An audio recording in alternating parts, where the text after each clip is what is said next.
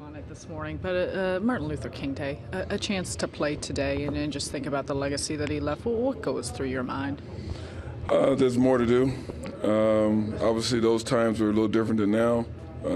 He always strived for equality and justice for all, and right now it's a little shaky in our country right now, and in regards to that. So, he's not here, but his dream lives on. But as a community, as a nation, we need to step up. And that includes politicians and our civic leaders or neighborhood leaders to do more to, make it a better way for everyone. Yeah.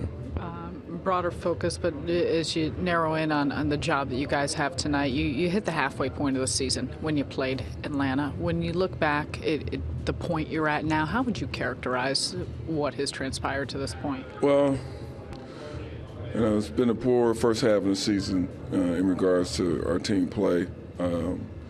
There's a lot more we could do to help ourselves win ball games, and that's kind of my focus, is trying to figure that out.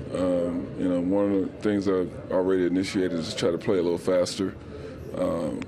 We have certain guys that's starting to get it, but we still have a few more we got to help along the way. I think once we get about 9 to 10 guys understanding what we want, I think our play would improve. But it's funny, one of our coaches mentioned that, to play this way, you have to get in a little bit better shape. And I think our guards are starting to feel it. Sometimes they might get a little spin a little earlier than normal.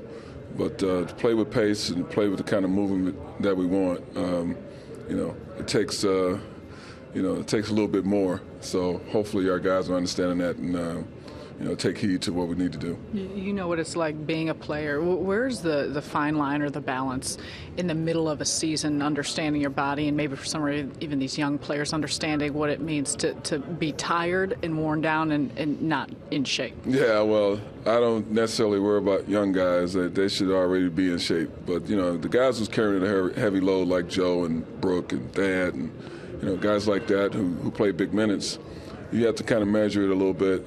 Probably don't practice as hard as they used to, only just so we can have them fresh for the ball games. But our younger players are going to work continually because they have to improve, they have to develop, and you have to measure it a little bit, and we're conscious of that. We don't want to run anybody's minutes up.